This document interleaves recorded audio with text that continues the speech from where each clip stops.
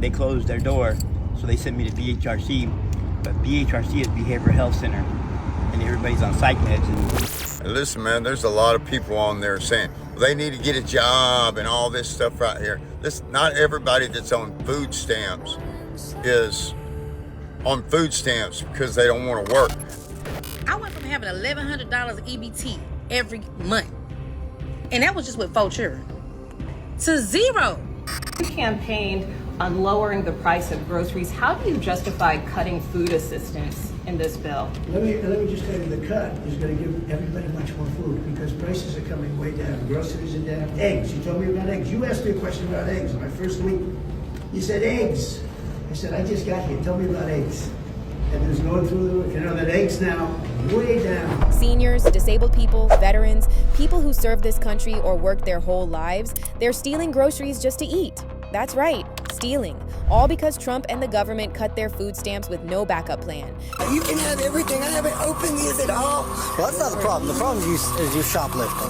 They had nothing to drink, sir. You can come in and look. Okay, well, that one's been open. Please let me pay for this stuff. We're past you paying for it. We are. Please don't do this, sir. A kid didn't have anything. And we're not talking about a few people here and there. Millions of Americans are now facing the same nightmare.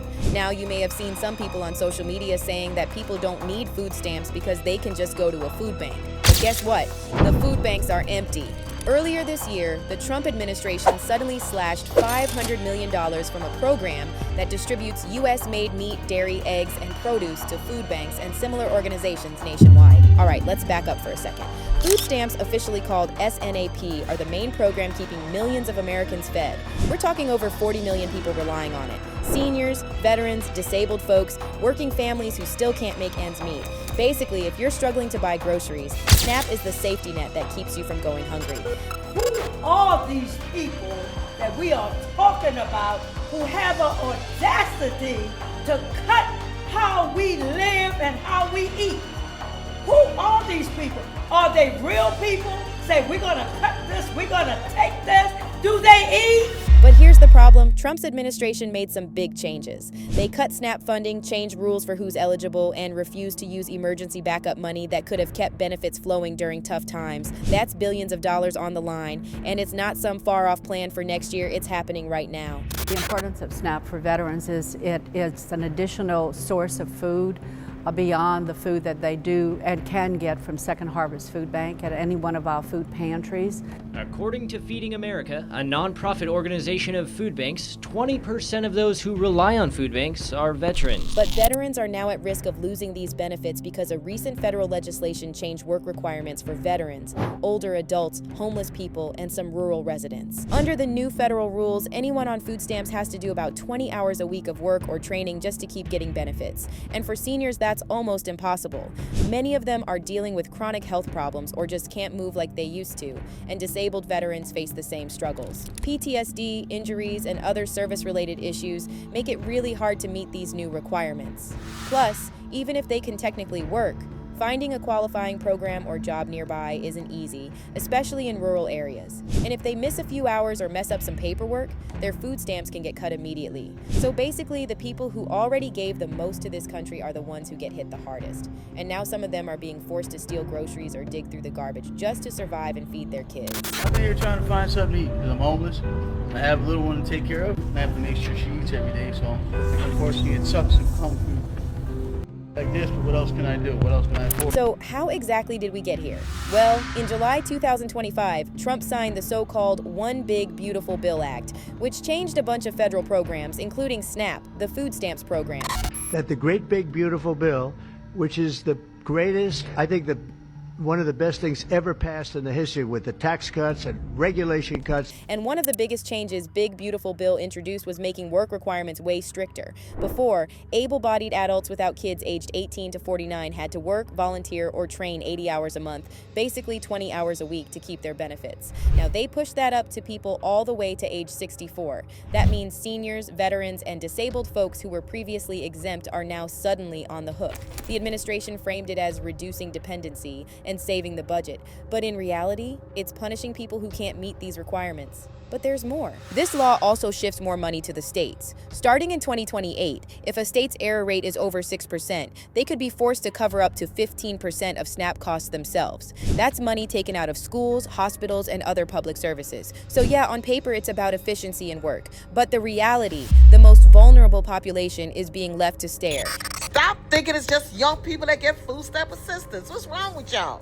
In Miami, Florida, do y'all know they #1 when senior citizens? When it comes to senior citizens getting food stamp assistance, Miami, Florida is #1. Y'all is not thinking about the seniors. Y'all expect them to go run into the stores too? Y'all know what y'all been talking about? Huh? Y'all expect for them to go to work? They already did that. They pay their taxes.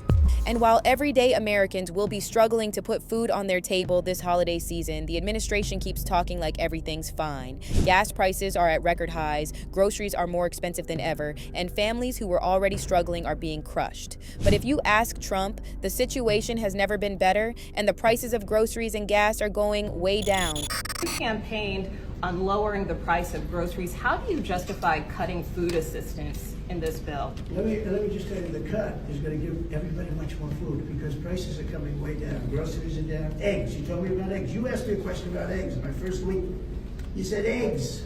I said, I just got here. Tell me about eggs. And it was going through the roof. You know that eggs now, way down. Everybody's buying eggs. Groceries down. Energy's down. Gasoline is now they're buying gasoline now for $1.99. If you look back, you'll see $3.50, $4. This country, we're going to lose this country. Our country now is respected all over the world. All over the world, we're respected. And notice how the reporter didn't ask about the cost of food. She asked about cutting food assistance. It doesn't matter how low prices go. If poor people can't afford food without food assistance, then they can't buy food regardless of the prices. And then on top of that, people are being told to budget better or find a job, while inflation is eating up every dollar they have. That's the gaslighting part, telling Americans they're fine while policies and prices are pushing them to the edge. And it's not just poor planning, it's deliberate. Millions of people are suffering, and the people in charge are acting like it's someone else's problem. I want to know what you think about that. Are you comfortable with the country potentially dipping into a recession for a period of time if you are able to achieve your long-term goals? Well, you know, you say some people on Wall Street say, well, I tell you something else. Some people on Wall Street say that we're going to have the greatest economy in history. Why don't you talk about them? Because some people on Wall Street say this is the greatest thing. Well, that's what I'm getting at. And while our veterans and seniors are starving, Trump is spending money on some ridiculous project. Take the ballroom, for example. The entire east wing of the White House has just been demolished because Trump wants to build a brand new 90,000 square foot ballroom. And the cost of the project is estimated at $300 million. Nobody's actually seen anything quite like it. I think it'll be one of the great ballrooms anywhere in the world. It's about $300 million. It's set to do many, many things, including meetings of foreign leaders, including the honoring of foreign leaders. You can see this. And then, of course, there are all those billions going overseas to fund foreign wars, while domestic programs that literally save lives are being slashed. You know, we give Israel $4 billion a year. That's a lot. Congratulations, by the way. That's pretty good. But we give Israel billions of dollars a year. Billions. It's one of the highest and we give a lot of countries money. And don't forget the tax cuts that benefit the ultra-rich, the people who didn't need a break in the first place. Meanwhile, families who serve this country, who worked hard their whole lives, are being forced to choose between groceries and medicine. Because you're all people that have a lot of money. I know 20 of you, and you're rich as hell. We're going to give you tax cuts. We're going to pay off our debt.